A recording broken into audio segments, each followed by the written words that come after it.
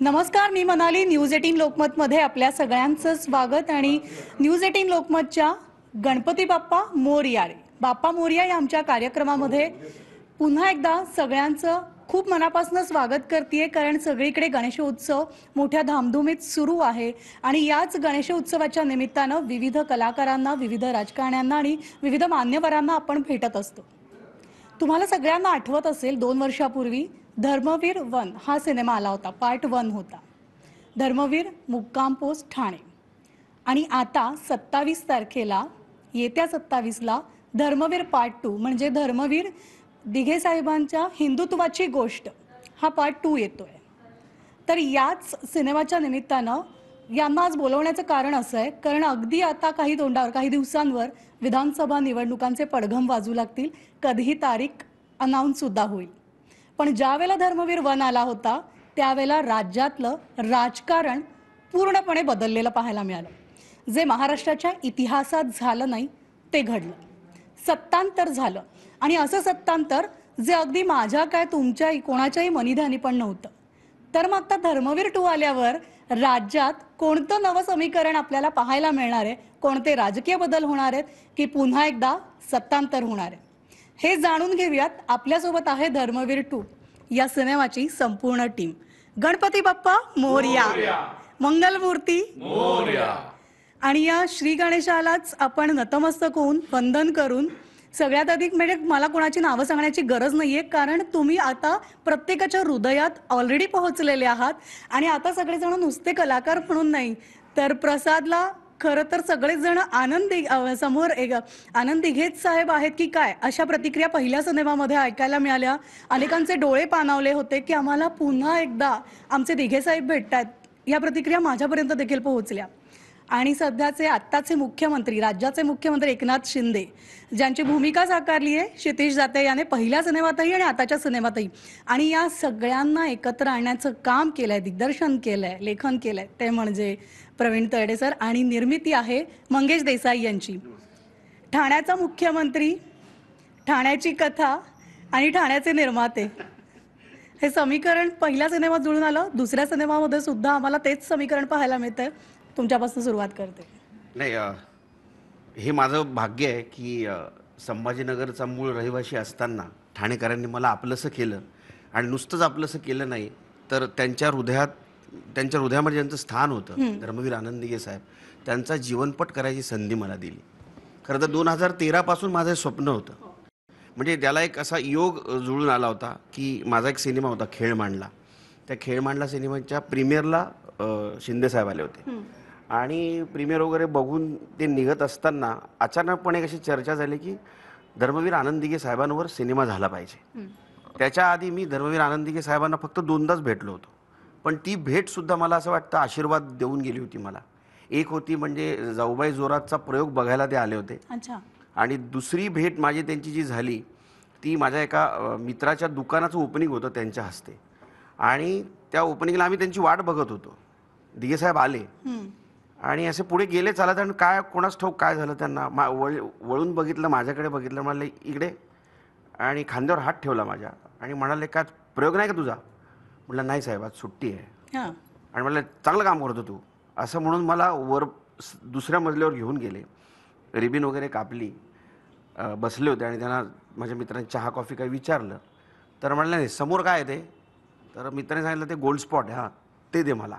आणि अर्ध gold spot ते प्याले आणि अर्ध मला दिलं. ड्रिंक जे यायचं. म्हणजे मला असं वाटतं की 2013 पासून माझं स्वप्न होतं, पण त्याचा आशीर्वाद मला दिघे साहेबांनी 2000 सालीच दिला होता. आणि म्हणून ही धर्मवीर मुक्काम पोस्ट ठाणे भाग 1 आणि आता दुसरी जी निर्मिती झाली आहे झी स्टुडिओज आणि साहिल मोशन आर्टची निर्मिती, जो 27 तारखेला तर रिलीज होते. बरोबर. अगदी खरं, म्हणजे जी स्टुडिओ आणि साहिल मोशन आर्टची ही निर्मिती आहे आणि घरोघरी हा सिनेमा आधीच पोहोचलेला आहे. त्यामुळे मी आधी सुरुवातीला जे म्हटलं, प्रसाद मी तुझ्याकडे येतेच आहे, पण याचं उत्तर मला आवर्जून हवंय, संपूर्ण महाराष्ट्राला हवंय, की महाराष्ट्राचं राजकारण या सिनेमानंतर बदललं, सत्तांतर झालं. पुन्हा एकदा विधानसभा निवडणुकीच्या आधी हा सिनेमा तुम्ही रिलीज करताय. राजकारण सत्तांतर असं काही संकेत आहेत का आता? हे काय कावळा बसायला आणि फांदी तुटायला असा योगायोग होता हा. मागच्या वेळेला सुद्धा सेम असंच होतं की आधी आम्ही रिलीज करणार होतो एप्रिलमध्ये, पण काही गोष्टी आमच्या मनासारख्या घडत नव्हत्या. आमच्या म्हणण्यापेक्षा आमचे दिग्दर्शक प्रवीण तरडेंच्या मनासारख्या घडत नव्हत्या. हां. त्यामुळे ती तारीख आम्ही चेंज केली होती. पण हे घडणार आहे, हे काही होणार आहे, आम्हाला काही माहिती नव्हतं. आत्ता पण असंच झालं की आमचा सिनेमा रिलीज होणार होता 9 तारखेला, बरोबर. पण पावसाची पूर परिस्थिती बघून आम्ही सगळ्यांनी मिळून असं ठरवलं की नाही, ही सगळी परिस्थिती असताना, लोक दुःखात असताना आपण त्यांना एंटरटेनमेंट बघायला या हे म्हणणं चुकीचं आहे. ते स्वतःचं घर सावरणार का आपण दिलेल्या चित्रपटाच्या खुर्चीवर येऊन बसणार? खरं. त्यामुळे आम्ही तो पुढे ढकलला. पण याच्यामध्ये असं काही नाही आहे, कारण जेव्हा तुम्ही सिनेमा बघाल तेव्हा ही गोष्ट लक्षात येईल की एंटरटेनमेंट आणि एंटरटेनमेंट आणि जे आहे ते म्हणजे कुठलीही आम्ही ठरवून लिहिलेली गोष्ट नाही आहे. जे घडलेलं आहे, जे आहे, ही दिघे साहेबांचीच गोष्ट आम्ही पुढे घेऊन जातोय. या गोष्टीकडे वळण्यापूर्वी प्रसाद तुमच्याकडे येते.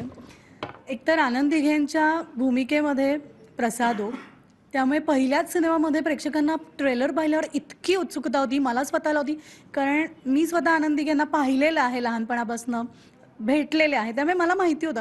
पण हे कसं काय प्रसाद साकारणार, म्हणजे ते खूप असं व्हिज्युअलाइज करणंच खूप कठीण होतं.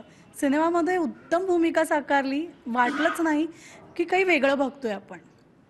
आनंद दिघेंनी ठाण्याला नवी ओळख दिली. ठाणं हे कलेचं माहेरघर आहे, संस्कृतीचं माहेरघर आहे. पण सण उत्सव हे आनंद दिघेंनी सुरू केले. मग ती दहीहंडी असेल, नवरात्र उत्सव असेल, गणेशोत्सव असेल. आणि गणेशोत्सव मला अजूनही आठवतंय, प्रत्येकाच्या घरी पहाटेचे कितीही वाजू देत, सकाळपासून सुरू झालेली तो जो प्रवास, त्यांची गाडी जी फिरायची ती अगदी पहाटेपर्यंत प्रत्येकाच्या घरोघरी जाऊन दर्शन घ्यायचं.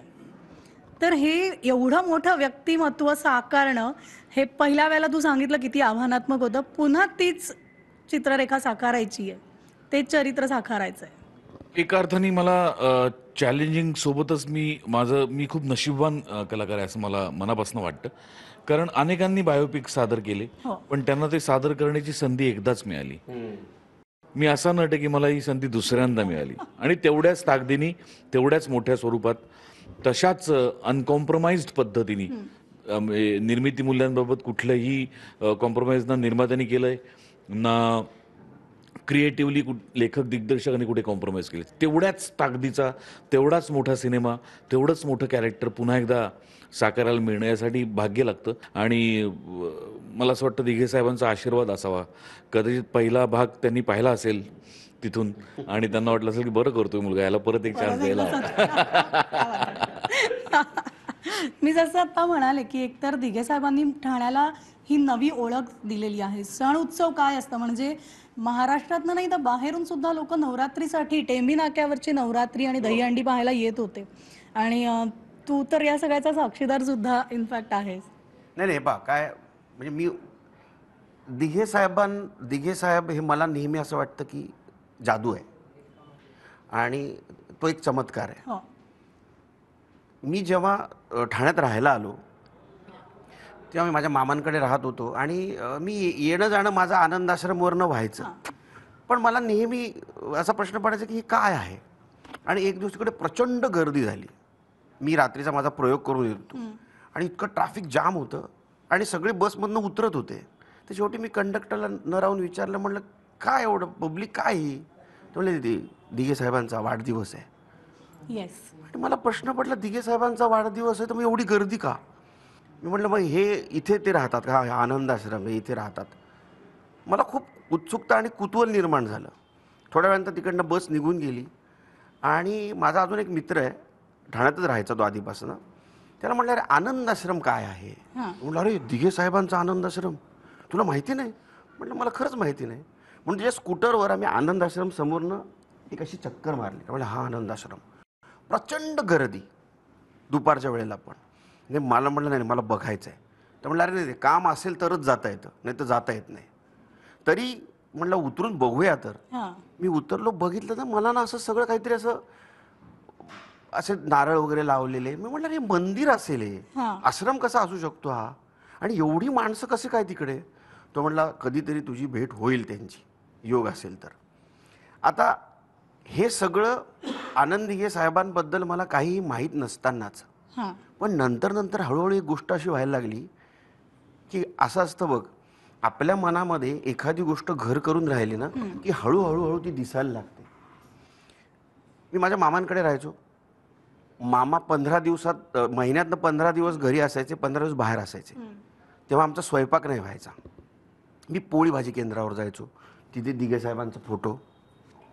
मी मेडिकल स्टोअरला गेलो, दिघे साहेबांचा फोटो. मी गॅरेजला गेलो, दिघे साहेबांचा फोटो. तर मला असं वाटायचं की अरे यांचा फोटो का लावतायत सगळीकडे, हे कोण देव आहेत का? आणि माझी उत्सुकता अजून निर्माण व्हायला लागली.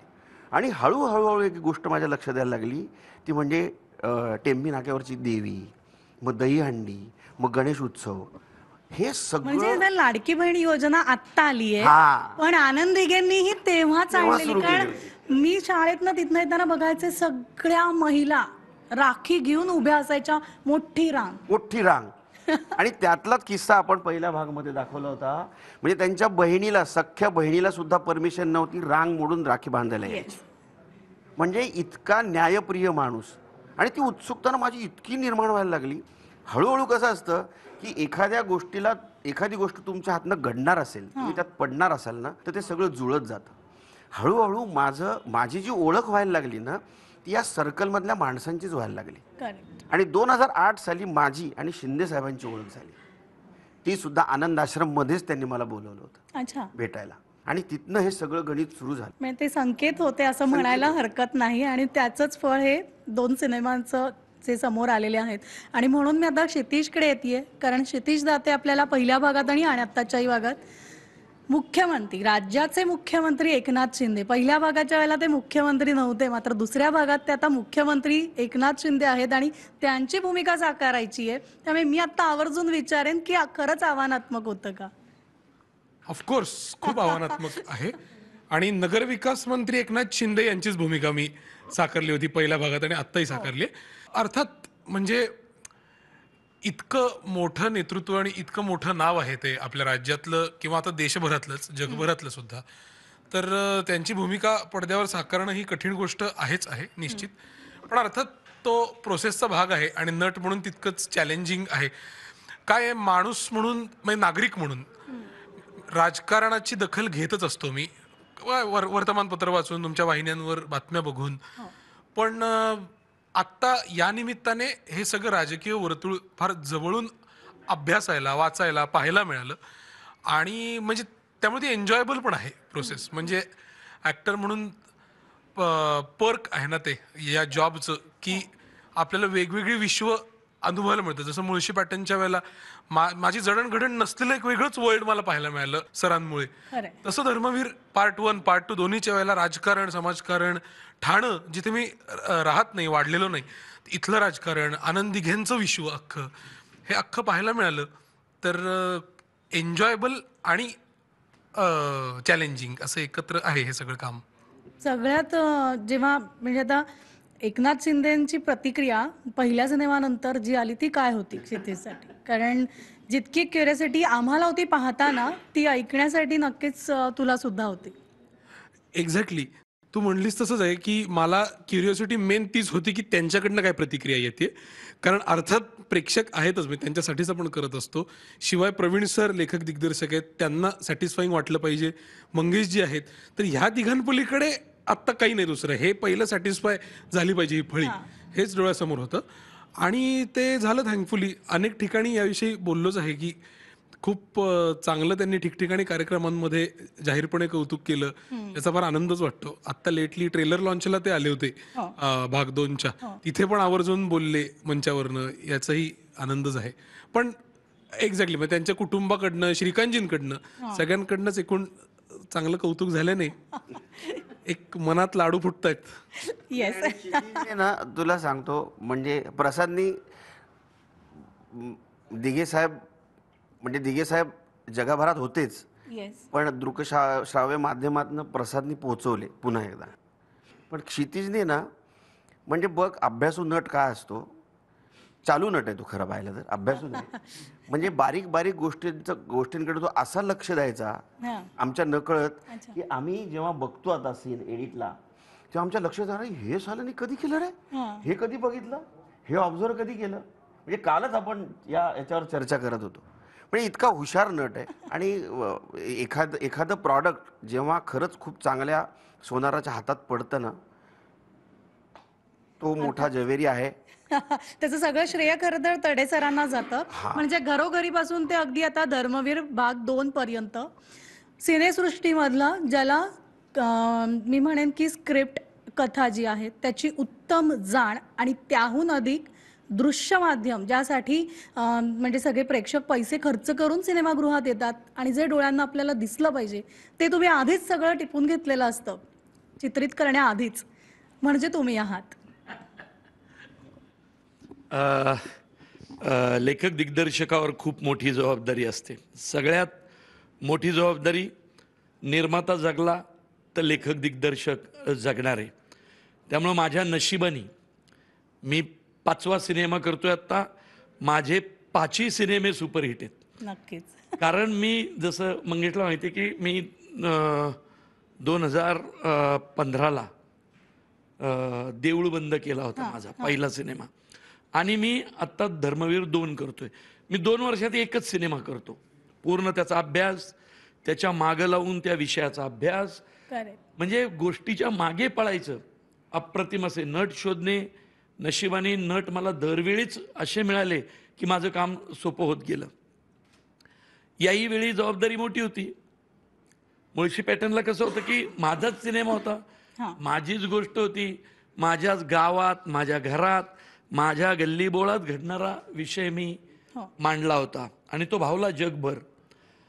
धर्मवीरला कसं होतं, अशा एका माणसाचा सिनेमा होता जो होता राजकारणात पण त्याच्याबद्दल वाईट बोलणारा माणूसच नव्हता. तर त्यामुळे ते इतकं म्हणजे वेगळं वाटायचं की माणूस राजकारण्यांकडे पाहण्याचा दृष्टिकोन वेगळा आहे समाजात. तर ना असा राजकारणी ज्याच्याबद्दल वाईटच बोललं जात नाही. आणि मंगेश बोलला ते खरं आहे. मी साहेबांच्या विषयाने अभ्यास करण्यासाठी खूप फिरलो. बरोबर. म्हणजे जव्हार, मोखाडा, त्यानंतर पालघर, असेल. पार नाशिक, तिकडं गेलो. प्रत्येक देव्हाऱ्यात फोटो. अच्छा. म्हणजे काही आदिवासी लोकांच्या तर देव्हाऱ्यात फोटो दिघे साहेबांचा. अरे म्हटलं आपली जबाबदारी मोठी आहे. आणि मग ते 2 वेळा पूजा करायचे आणि त्यांचं खूप ते धार्मिक छान पूजा करायचे, मन लावून पूजा करायचे. तर त्यांची ही श्रद्धा, त्यांचं वागणं, बोलणं आणि त्यांची विचारसरणी चित्रपटात येणं, त्या ताकदीनं हे खूप महत्त्वाचं होतं. एकमेव असे राजकीय नेते होते की ते फक्त अयोध्येच्या आंदोलनाबद्दल बोलले नाहीत, ते गेले. तिथं ते गेले होते स्वतः. श्रीमलंगडाच्या आंदोलनात तर त्यांचं डोकं फुटलं, टाके पडले 11. म्हणजे असं नाही की उतरायचे, मैदानात उतरणारा नेता होता. म्हणून तुम्ही टॅगलाईन एकतर दिली आहे हिंदुत्वाची गोष्ट. तर आत्ताच्या राजकारणात हिंदुत्वाला घेऊनच खरं तर हे राजकारण सगळं सुरू आहे. हिंदुत्व नेमकं कुणाचं हा देखील मुद्दा त्याने उपस्थित केलेला आहे आत्ताच्या राजकारणात. हिंदुत्व कुणाचं नाहीये हो, हिंदुत्वाचे सगळे आहेत. हिंदुत्व कसलं कुणाचं? हिंदुत्व एक प्रॉपर्टी नाहीये, प्रायव्हेट प्रॉपर्टी नाहीये. हिंदुत्व त्या प्रत्येक माणसाचं आहे ज्यानं हिंदुत्वाची व्याख्या ओळखली. हिंदुत्वाची व्याख्या काय आहे ती दिघे साहेबांच्या एका ह्याच्यातूनच आम्ही सांगितली. मुस्लिम बुरखा घालणारी बाई ज्यावेळी त्यांच्याकडे राखी बांधायला यायची तर तिच्या बुरख्याच्या आड असलेल्या डोळ्याची जखम त्यांना दिसली, तिच्या वेदना, तिचं दुःख त्यांना दिसलं आणि तिला न बोलता त्यांनी पुढच्या काही तासात तिला न्याय दिला. हिंदुत्व हे आणि तेच चित्रपटातून मुळात ज्याला हिंदुत्व कळलंय तो कुणाचा द्वेष करूच शकत नाही. कारण आपल्या धर्माचीच शिकवण खूप मोठी आहे आणि तेच आम्ही या चित्रपटातून मांडण्याचा प्रयत्न केलाय. गेल्या वेळी नवरात्र होतं. कारण का माहितीये का, गुरुपौर्णिमा घेतली. कारण दिघे साहेब हे सण, तू खूप छान उदाहरण दिलं कारण तू ठाण्यातली आहेस, तू लहानपणी पाहिलंय ते सगळं म्हणून तुला ते कळलं. पण गुरुपौर्णिमेसारखा उत्सव सण हा फक्त आपल्यातच असू शकतो. ज्यांनी मला काहीतरी शिकवलं, त्याचे पाय धुवून त्यांनी दिलेल्या ज्ञानाची अनुभूती घेऊन परतफेड अशा पद्धतीनं करायची. आणि अशा एवढ्या मोठ्या सणावर गाणं नव्हतं. मग मी भांडलो संगीतकारांशी. अरे ते गुरुपौर्णिमेवर काय गाणं, गणपतीत कसं होऊ शकतं, देवीवर होऊ शकतं. म्हटलं मला बाकी काय सांगू नका. ही गोष्ट गुरु शिष्याची आहे, गुरु शिष्य परंपरेची आहे. बाळासाहेब दिघे साहेबांचे गुरु, दिघे साहेब शिंदे साहेबांचे गुरु आणि अनेक शिंदे साहेबांच्या सहकार्यांचे गुरु. हो. तर मला गाणं पाहिजे म्हणजे पाहिजे. आणि मी ते भेटला विठ्ठल माझा, तेच भेटला खरं तर विठ्ठल महाराष्ट्रात काय म्हणजे बाहेरही हिट झालं. जगभर नाही, या गाण्या सिनेमाची चर्चा त्यामुळे तुम्हाला हिंदी भाषेत सुद्धा करावा लागला.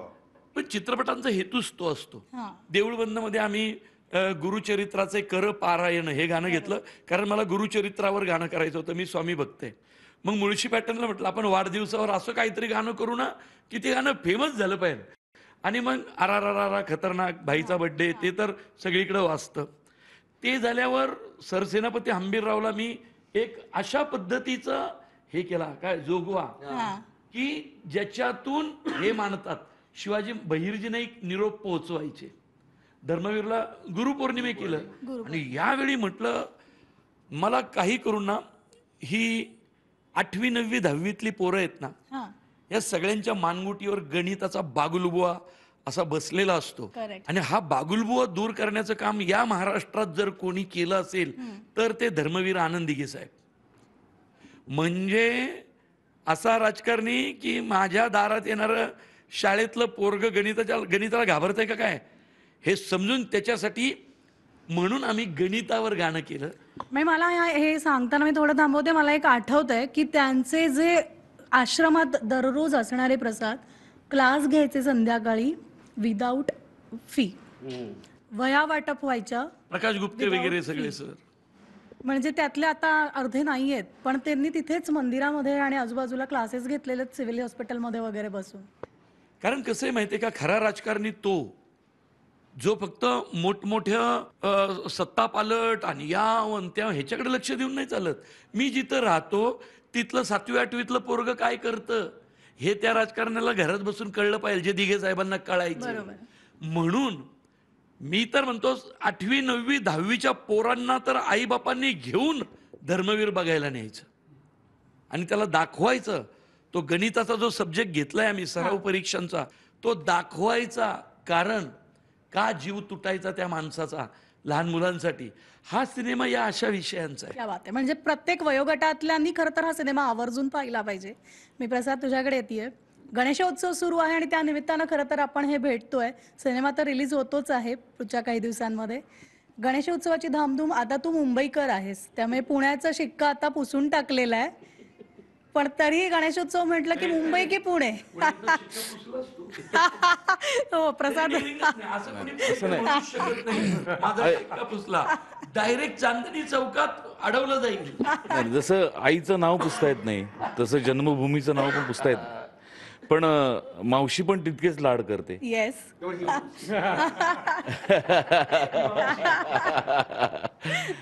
जन्मभूमी आणि कर्मभूमी हे दोन्ही तितकंच महत्वाचं असतं. पण तू म्हणालीस तसं की लहानपणापासून कित्येक वर्ष पुण्यातला गणेशोत्सव अनुभवला, जो संस्कृतीशी परंपरेशी मिळता जुळता होता. आणि त्यानंतर मुंबईत आल्यानंतर त्याच उत्सवाची भव्यता दिव्यता पाहायला मिळाली.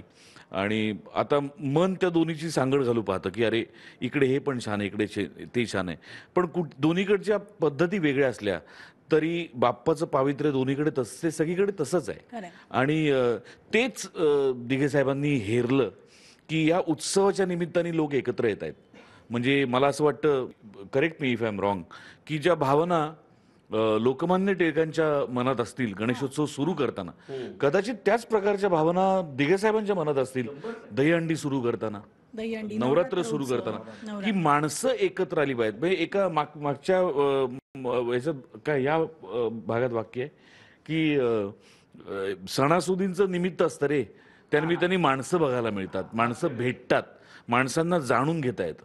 तर हा त्यांचा मूळ हेतू होता. म्हणून जे पहिल्या भागाच्या पहिल्या ट्रेलरला वाक्य लिहिलं होतं ते अत्यंत महत्वाचं वाक्य आहे की सगळेच राजकारणी सारखे नसतात, काही आनंद दिघे असतात. फार महत्वाचं वाक्य की त्यांनी माणसातला माणूस शोधला, माणसातल्या माणसाला मदत केली आणि त्याच्यात कुठेही राजकारण त्यांनी कधी आणलं नाही. त्यामुळे मला फार मोठा माणूस वाटतो तो आहेच. म्हणजे अगदी खरं, म्हणजे आता अशी माणसं बघायलाही मिळत नाही. अगदी आपल्या अवतीभोवती सुद्धा राजकारण पहिलं येतं, माणूस पण विसरलेलं असतं. क्षितिज, तुला सुद्धा सिनेमातली भूमिका साकारताना एकतर दिसणं, मेकअपचं कौशल्य आलं, साकारणं हे तुझं कौशल्य आहे, ऍक्टिंग, आवाज, त्यात तू कसा चेंज केला, ते कसं मॉडिफाय केलं? काय बोलणार यावर? लुक कारण बद्दल भाई एकतर बोलतात पण कमी बोलतात. आता मुख्यमंत्री झाल्यावर सभेमधनं जास्त ऐकायला मिळत आहे. हो, नाही एक्झॅक्टली. म्हणजे त्यांच्याशी प्रत्यक्ष असं कधी फार विशेष इंटरॅक्शन होऊ शकत नाही. एकतर तू म्हणतेस ते मितभाषी आहेत आणि ते व्यापात असतात प्रचंड. तर त्यातल्या त्यात सभांमधला आवाज, त्यांचं ते रील्स हल्ली खूप व्हिडिओ सतत दिसतात त्यांचे, त्याच्यातून उचलून काहीतरी वर्कआउट करावं लागतं ते. पण त्याच्यात डबिंग ही पण एक खूप मोठी स्टेप आहे. प्रत्येक वेळेला खरं सांगतो, म्हणजे इतकं मीडिया समोर असणारं व्यक्तिमत्व आहे. पूर्णपणे सगळे पैलू हे शूटिंगमध्ये, सीन शूट करताना त्या धांदलीमध्ये नाही एक्झिक्यूट करता येत. तर ते डिस्ट्रीब्यूट करणं होतं. ते फिजिकल ॲट्रिब्यूट्स सगळे जे आहेत आणि इमोशन हे शूटमध्ये आणि आवाजाचं सगळं काम हे डबिंगमध्ये, अशा पद्धतीने ते वाटलं जाऊन करायचं, असं ही पद्धत आहे. पण या निमित्ताने तूच विषय काढलास ते सांगणं महत्त्वाचंही आहे की लोक जेव्हा मला म्हणतात की अरे तू सेम शिंदे साहेब दिसतोयस रे, तर ग्रेट, मला छानच वाटतं. पण ते काही माझं क्रेडिट नाही. हे विद्याधर भट्टे जे रंगभूषाकार आहेत, त्या पूर्ण त्यांच्या टीमचं क्रेडिट आहे. आणि अर्थात कपडेपट आणि हे सगळं जे सांभाळतात, मानसी अत्तरडे जी आत्ताची कॉस्ट्युम डिझायनर आहे. अच्छा. आणि म्हणजे आता विषय निघालाय म्हणून सांगतो, अनफॉर्च्युनेटली भाग 1ला आमची जी कॉस्ट्युम डिझायनर होती रश्मी सावंत, तिला नुकतीच देवाज्ञा झाली आत्ता काही दिवसांपूर्वी, मागच्या आठवड्यात. Sorry. पण तिने त्या भागाचं फारच सुंदर काम केलेलं होतं. तर हे अर्थात या दोन्ही डिपार्टमेंट्सचं क्रेडिट आहे. मग सगळं आलं, मग सरांच्या डोक्यातलं पात्र काय, Correct. DOPच्या डोक्यातले शॉर्ट्स काय, हे सगळं येऊन. हॅव्हिंग सेड दिस, हां. मला खूप रेफरन्स आहे बघायला, खूप रेफरन्स आहे. शिंदे साहेब सगळीकडे दिसतात. प्रसाद दादाचं कौतुक हे केलं पाहिजे की आनंद दिघे साहेबांचं, आणि हे आश्चर्य वाटतं मला, कुठेतरी कोणाकडे तरी घरात असणार आहे सीडीएम फ्लॉपी मध्ये वगैरे, हा, म्हणजे पण ज्या काही कुठेच scene आवाज नाही दाखवाय- ऐकायला मिळत, हा, हा. कुठेच नाही. लोक म्हणतात की ते बोलायचेच नाही सभांमध्ये, तर अजिबातच नाही. नाही, अगदीच, आणि अगदी छोटा आवाज, म्हणजे बाजूला बसणाऱ्याला पण ऐकू येईल हो की ना, नाही असं. असेल ना, पण कधीतरी तर कुठल्या तरी शॉर्ट मध्ये रेकॉर्ड झालं असेल ना, तर ते नाहीच मिळत आहे. आणि ते त्यांनी पूर्ण इंटरप्रिट करून लोकांनी त्याला सांगितले ते पिकअप करून. ऑफकोर्स, म्हणून प्रसादला तर या सिनेमासाठी हॅट्स ऑफ. आय ऑलवेज अगदी क्विक, छोटा, अगदी फार कमी वेळात आपल्याकडे. रॅपिड फायर नाही म्हणणार मी, तुमच्यापासून सुरू करते, प्रवीण सरांपासनं. पुढचं कॅरेक्टर, नवीन सिनेमा बनवायचा असेल तर राजकारणामधलं पुढचं कॅरेक्टर कोण असेल? क्विक, कोणावर सिनेमा करशील राजकारणात केलं Yes. तर आता काय फास्ट. असं नाही सांग. पवार साहेब. अच्छा, शरद पवार. कोणाचा रोल करायला आवडेल? सर देतील तो. म्हणजे त्यांनी बुक करून ठेवलेलं आहे. प्रसाद, तुला कोणाची भूमिका साकारायला आवडेल आणि तुला काय वाटतं कोणावर सिनेमा झाला पाहिजे?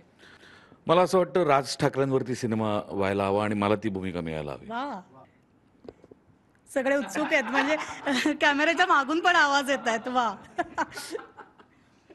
आणि दोन्ही भूमिका बघायच्या आहेत, अभिनेत्याची पण आणि निर्मात्याची पण. कधी बघायला मिळेल आणि कोणता सिनेमा आता करायची इच्छा आहे? हे बघ, प्रवीण तरडेचा मुळशी पॅटर्न 2 मुख्य भूमिका करतोय.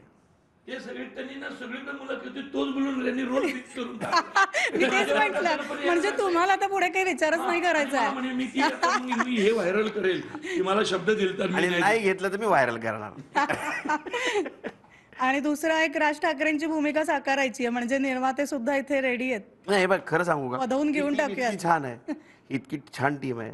म्हणजे प्रवीण सारखा दिग्दर्शक, या दोघांसारखे नट, म्हणजे जे 100% ओतून काम करणार आहेत. ही टीम घेऊन मला जर कुठलाही सिनेमा करायची संधी मिळाली तर 100% मी करणार आहे पुढे सिनेमा. नक्कीच.